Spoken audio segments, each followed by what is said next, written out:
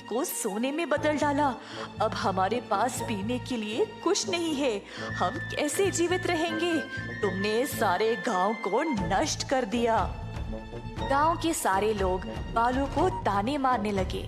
वही लोग जो बस कुछ देर पहले उसकी प्रशंसा कर रहे थे, अब एक क्षण में उसके दुश्मन बन गए, उसको अकेला छोड़कर चले गए।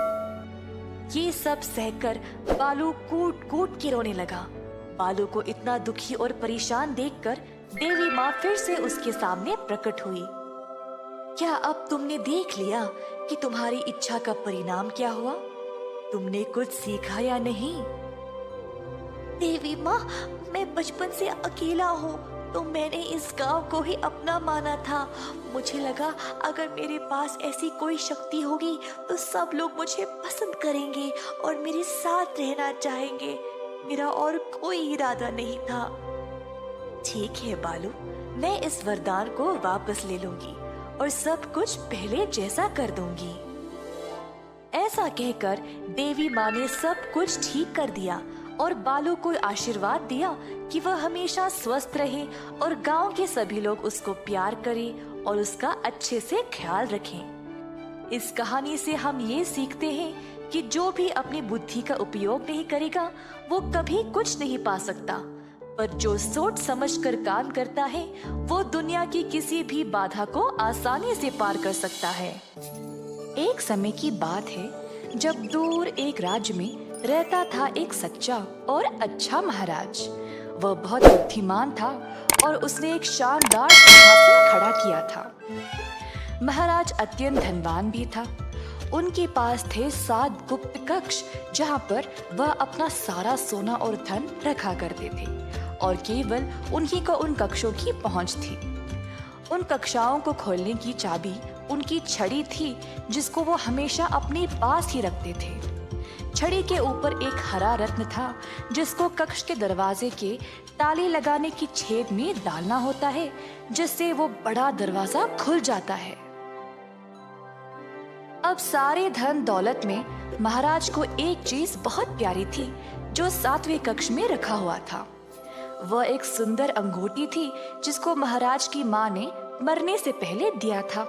अतः महाराज ने उस अंगूठी को एक शीशे के बक्से में रखा था। हर रोज अपनी माँ की याद में वह उस अंगूठी को देखा करते थे और फिर अपनी छड़ी से दरवाजा पर ताला लगा देते थे।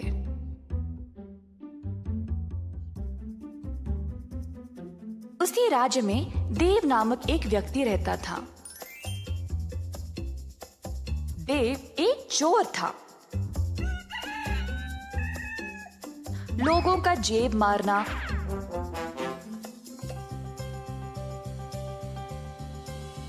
और छोटी मोटी चोरी दुकानों से करना उसका काम था। मगर अब देव इन छोटी मोटी चोरियों से ऊब गया था। अब कुछ बड़ा करना चाहता था, अमीर बनने के लिए। अब एक ही जगह इस लायक थी, महाराजा का महल। पर वो उधर जाएगा कैसे? महाराजा से ही सीधा कैसे चोरी करेगा? देव लालची था और कई दिनों तक इस महा चोरी की योजना बना रहा था।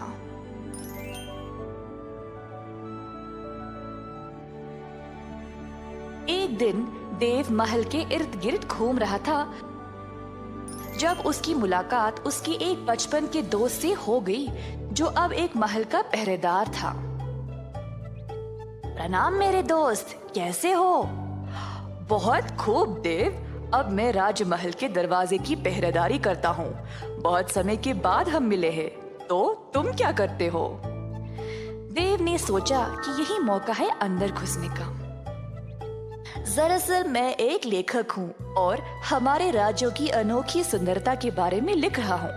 मैं दूर दूर तक यात्रा करता हूँ और उन जगहों के बारे में, उनका खाना पीना, उनके संस्कारों के बारे में लिखता हूँ। अब मेरा अगला विषय महाराज के इस किले के बारे में है और उसके वास्तुकला के बारे में। और मैं महाराजा को प्रशंसा करना चाहता हूँ ऐसा अनोखा महल बनाने के लिए। इसीलिए मैं यहाँ जानकारी के लिए आया था, परंतु इधर कोई मेरी सहायता के लिए है ही नहीं। इस महल के कई अनोखे चमत्कार है। मैंने तो ये भी सुना है कि इधर 7 गुप्त कक्षाएं हैं जहाँ पर महाराज अपना सारा खजाना रखते हैं। अच्छा, ये तो काफी अनोखा लगता है। और कुछ बता सकते हो तुम मुझे? अरे हाँ, और इन कक्षाओं के बारे में तो बहुत लोग जानते हैं, पर बहुत कम को पता है कि इन कक्षाओं को केवल महाराज की छड़ी से ही खोला जा सकता है। ओह, वही जिस पे हरा रत्न लगा है। वाह, मुझे तो पता ही नहीं था। हाँ हाँ, वही।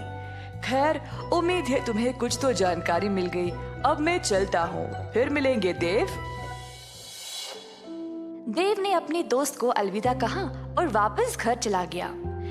देव ने सोचा कि ये 7 कक्षाएं तो बहुत हो जाएंगे, तो अब उसको एक कक्षा चुनना पड़ेगा जिससे उसका सारा जीवन संवर जाएगा।